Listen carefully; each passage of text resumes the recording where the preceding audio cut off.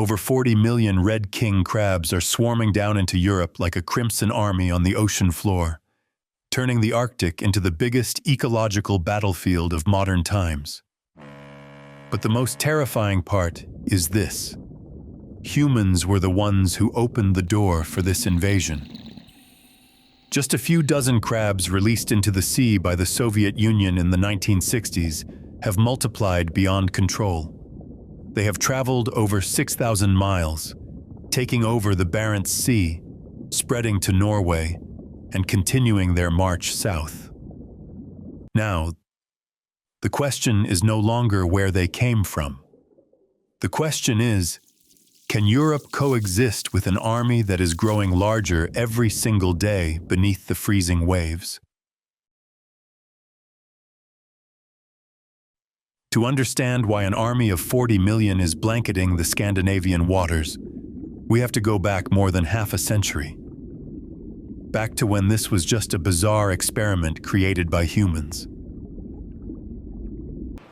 The story begins in a place far from Europe, on the coast of Kamchatka, in eastern Russia, where the land meets the Pacific Ocean in sharp cuts of volcanoes, black ash, and snow.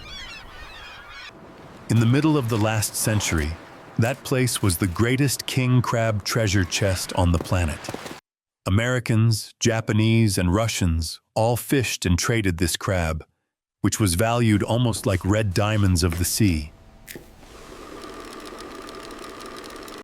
This area is ideal for the new fishing zone. Excellent. Proceed with the crab relocation project immediately.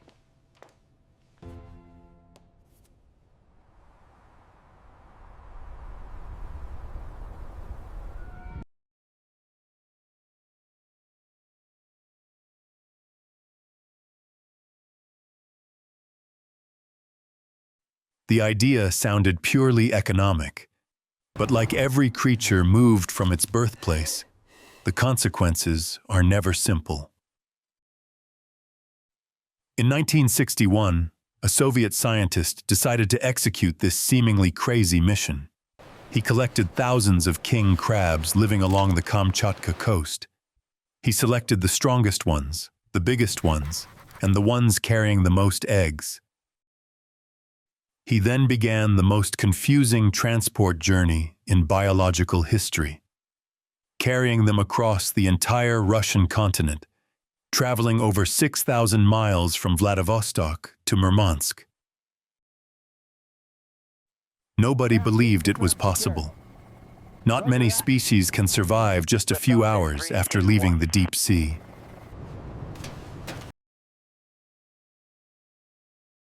Yet he planned to take them through mountains, forests, ice, and cities where winter can kill a person after just a few minutes standing outdoors. He tried many methods, transporting them by helicopter, airplane, and train, but they all failed. But he did not stop.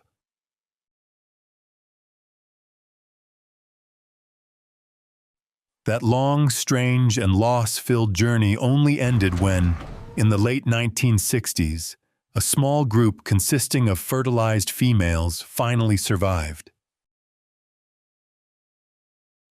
People took them out to the Kola Bay, 6 miles from Murmansk. They released them into the deep, cold water, like dropping a stone into a black hole.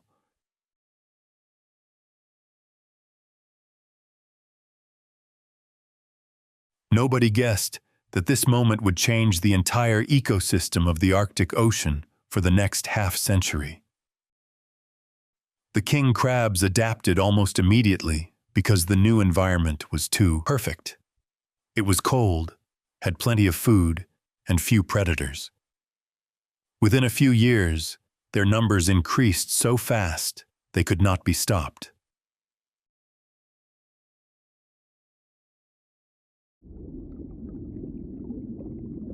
By the late 70s, they had crept along the rocky coast of Russia. Then they spread like a Red Army into Norway, something oceanographers at the time considered impossible. In the far north of Norway, the village of Bugoynes became the first place to witness their arrival. It was a place of simple beauty where 200 residents lived off cod and salmon. In 1977, fishermen there pulled up their nets and discovered massive, dark red, spiky creatures that looked like war machines of the ocean. The whole village was buzzing. Some were afraid, some were curious. The fishermen showed off the crabs like trophies, but nobody knew enough to understand what was coming. And they certainly did not know that a few decades later, that strange crab species would become the biggest source of income for their very own village. Do you like eating king crab? Comment 1 for yes, or 2 for no. In the following years, the king crabs did not just survive. They spread like a red river crawling along the seabed. No cliff could stop them. No fjord was too deep. No warm water made them pause. In 2009, one was caught in Bergen, so far south in Norway that scientists once believed it was impossible for a cold-loving species to travel that far. But they travel. 6 miles every day, heading south, as if the ocean is opening a path for them. What makes the king crab so scary is not just its giant size or its speed of expansion. It is the strange structure beneath its spiky shell. They do not just have large claws to crush shells. At the tips of their legs, clusters of extremely sensitive sensory hairs can feel the slightest movement under the sand. A snail, a starfish, or even a shell buried for years, when they hear their prey, their entire body instantly switches to hunting mode. They pull the victim out with such force that the sound of shells breaking under the sea sounds like bones being snapped. That is not all. Around their mouths are small fingers made of soft cartilage, covered in chemical sensors. As the claws bring the prey closer, these tentacles instantly analyze if it is edible, if it is poisonous, and if it has high energy value. It all happens in a split second, like a perfectly optimized machine for hunting and digestion. They are not just strong. They are not just tough. They are designed to invade. And when a creature can live for 20 to 30 years, release hundreds of thousands of larvae every season, and move like an army, then you only need a few to be brought to a new place for the whole ocean to change. When the first king crabs touched Norwegian waters, they did not just step into a new ocean. They stepped into an ecosystem that had been stable for thousands of years. The northern coastlines of Scandinavia used to be the territory of sea urchins, starfish, mussels, and many species of cold-water coral. Countless small creatures were silently keeping the balance for the entire food chain. But when the king crab appeared, that scale tipped immediately. Scientists have a very simple but chilling name for this phenomenon: desertification of the ocean floor. Places that used to be forests of deep water creatures, full of color and movement, have now become desolate wastelands, cold as steel. When the foundation of the ecosystem disappears, everything above it begins to shake. Small fish become scarce. Seabirds get confused. Larger predators have to migrate elsewhere to find food. But the biggest paradox is this: while the ecosystem suffers, some human communities begin to prosper. Bugoynes, the village we mentioned earlier, is the perfect example of this paradox. The weather there is so harsh that many families once planned to leave because fishing for cod and salmon was no longer enough to support the community. But then the king crab arrived, and with market prices that can exceed $10 to $15 a pound, Suddenly, an invasive species became a precious source of income that the locals never dared to dream of. But beneath that cold surface, a darker reality is forming. In Russia, where the crab swarm started, scientists began to realize their reproduction rate was exceeding all initial predictions. A mature female can release nearly 500,000 larvae, and the majority of them can survive at low temperatures, something many other crustaceans cannot do.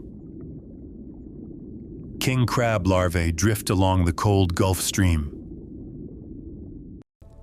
swept away for dozens of miles every month, scattering like invisible red dots in the deep blue ocean. Nobody can stop a species with a reproductive strategy like that. You cannot fence off the ocean. You cannot guard every current of cold water. You cannot find and destroy every larva smaller than a speck of dust. You can only watch them spread.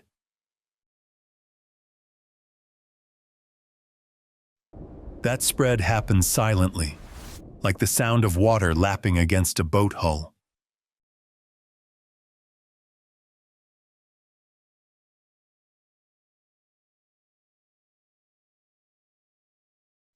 By the early 2000s, they had occupied the entire Russian maritime zone. Then, they walked across the Norwegian seabed, clinging to every rock cave, gravel pit, and crack they passed. And when scientists realized what was happening, it was too late. In 2009, a mature king crab was caught in Bergen, almost in the south of Norway. The news spread like the Arctic wind slapping against a window pane, cold, harsh, and stunning. The warmer waters should have stopped them, but they did not stop. They kept going. The sheer cliffs of the fjords, thought to be impregnable natural fortresses, could not stop them either. They crawled down like red machines with metal legs, entering deep waters that no native crab had ever reached. To understand why king crabs invade so easily, we just need to look at the nearly perfect hunting ability hidden under their rough shells. Each long leg is thickly covered with super-sensitive sensors, allowing them to feel currents and the smallest movements under the sand. Their claws are equipped with chemical hairs that can sniff out buried shells or starfish, and around their mouths, soft tentacles continuously check prey in a split second. All of this combines to turn the king crab into an incredibly efficient predator. A complete evolutionary machine, just waiting to be dropped into a new environment to explode. And when a machine like that operates non-stop on the seabed for 20 to 30 years, you understand why, in just 4 or 5 decades, they can turn a vast ocean region into their own colony. But something scarier is coming. Not only is the ecosystem changing, but human life on both sides of the coast is also changing color. In Russia, the king crab fishing industry exploded like a red gold rush. Thousands of tons of crab are exported to South Korea, Japan, and Europe, creating massive profits. Big companies race to rent ships, buy licenses, and get rich from the very crab that the Soviet Union once tried to immigrate to Europe over 50 years ago. In Norway, especially in Bourgogne, the king crab became a double-edged sword.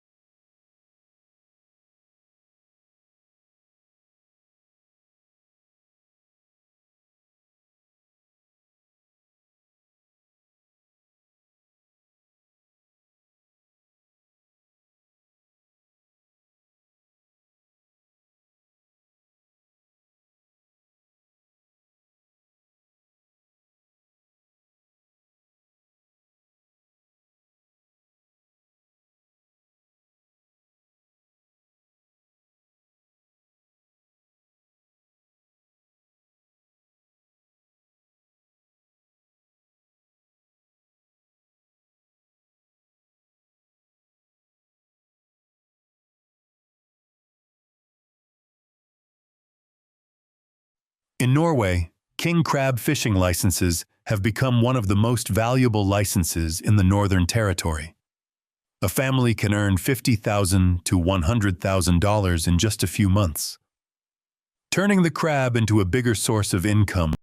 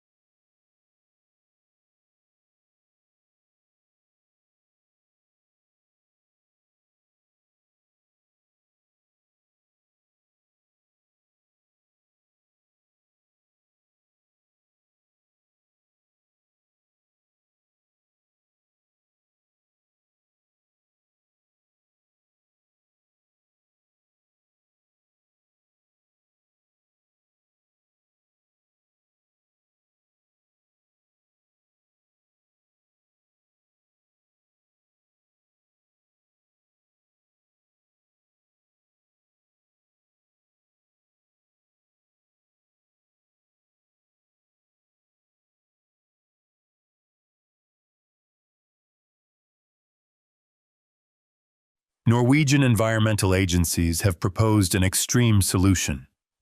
Maximum hunting, unlimited, everywhere the king crab sets foot. But everyone knows that is just trying to slow down the inevitable. A species that